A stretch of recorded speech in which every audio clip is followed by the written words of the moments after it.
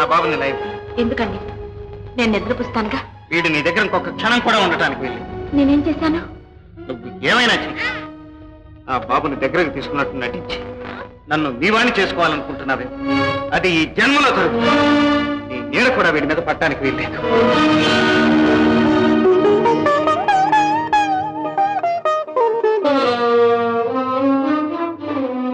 బాబుని పైకి తీసుకెళ్ళాడు.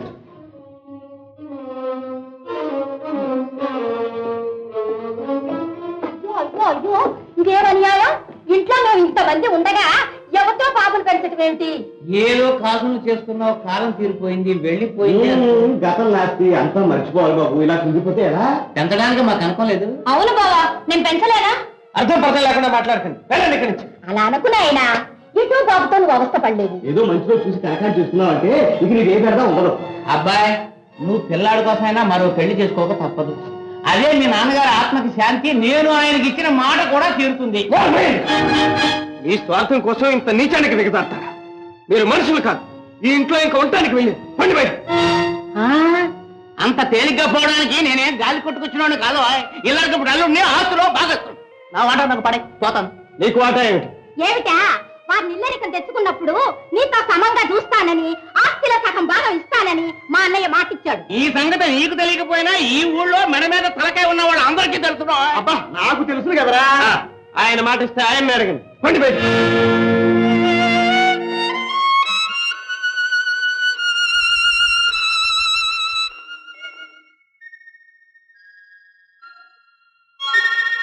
బాబేది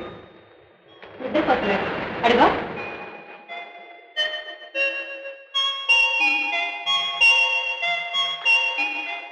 ఆశ్చర్యంగా ఉంది. ఎవరి చేతుల్లోనూ ఇమ్మడని బాబుని ఇంత సులభంగా సముదాయించి మచ్చిక చేసుకున్నాం. ఇవాళకి నా మనసు కుదుటపడింది.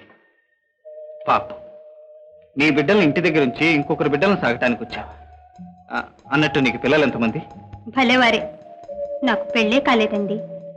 కన్నె పిల్లను. నేనే ఒక చిన్న పిల్లను. చిన్నపిల్లవైనా కన్న తల్లికి ఉండవలసిన మమకారం నీకుంది. మనసు ఇప్పి చెప్తున్నా, నాకు అయిన వాళ్ళంతా కాని వాళ్ళైపోయారు. నా బాబు ఆదరణకు నోచుకుని దురదృష్టవంతుడు. ఇవాటి నుంచి వాడిని నీ చేతుల్లో పెడుతున్నాను. కన్న తల్లివే అనుకుని కంటికి రెప్పలా కాపాడు. నీ బిడ్డే అనుకో. తప్పకుండా బాబును నా బిడ్డే అనుకుంటాను. మీరు కూడా నన్ను మీ దాన్ని అనుకుంటారా? మరి నీకు కూడా ఇదే పాడు బుద్ధి. ఇంకొక క్షణం ఇక్కడ ఉన్నావంటే చంపేస్తాను.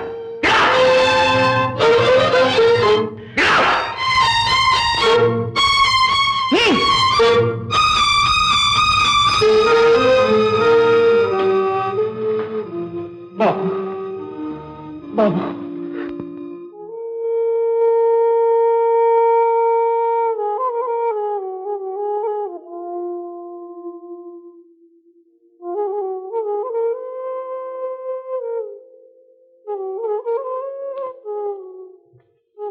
నమస్కారం అండి.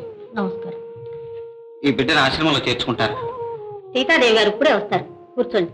పర్వాలేదు. బాబు చాలా ముద్దుగా ఉన్నాడు. ఈ బిడ్డకి తల్లిదండ్రి లేరా? తల్లి లేదు, తండ్రిని నేనే. బిడ్డను పోషించలేనంతటి పేదవారా మీరు? కాదు, ఆగర్భ శ్రీమంతుణ్ణి. రావు బహదూర్ బెజవాడ లక్ష్మీపతి గారి అబ్బాయి. నా పేరు సుందరం. శ్రీమంతుడు కొడుకేమిటి అనాథాశ్రమంలో పెరగడం ఏమిటి? ఆశ్చర్యంగా ఉందే.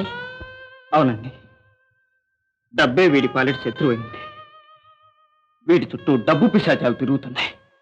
వాటి మధ్యన పెరిగితే బాబు నాకే దక్కకుండా పోతాడు.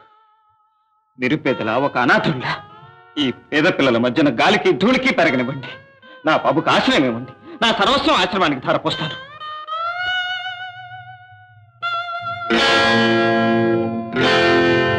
నువ్వా? ఆనాడు ఇంద్ర కోసం మా ఇంటికి వచ్చింది నువ్వేగా? నువ్వు లక్ష్మీపతి గారి అబ్బాయివా? అయితే ఇందిరకు నీకు వివాహం జరగడం, ఇంతలో ఈ బిడ్డ తల్లి లేనివాడు కావడం.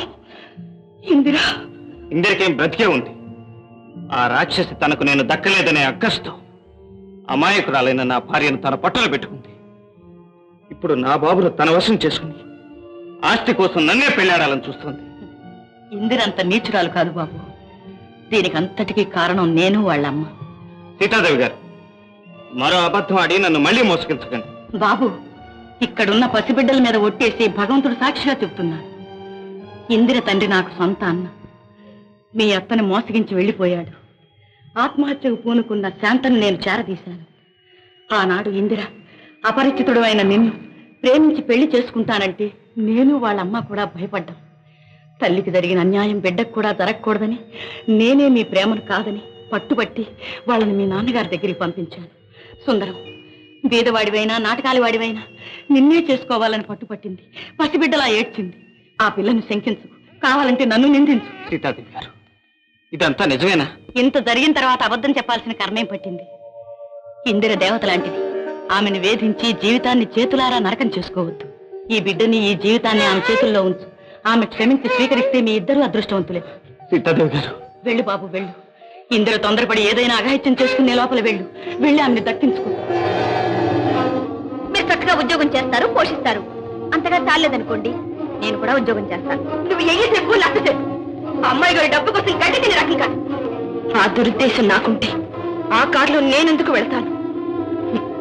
ఇదంతా నా దురదృష్టం. నా బుల్లోని నీ చేతిలో పెట్టిపోతుంటా. నువ్వే వాడికి అమ్మవి. నా బిడ్డకి ఉప్పు పెట్టాలి, పాలు పట్టాలి. సుందరం, చూసావా ఆవిడ ఎత్తుకోగానే కుర్రాడు ఎలా ఊరుకున్నాడు? నా బాబు ఆమె చేతుల్లో ఒక్క క్షణం ఉండటానికి వీల్లేదు.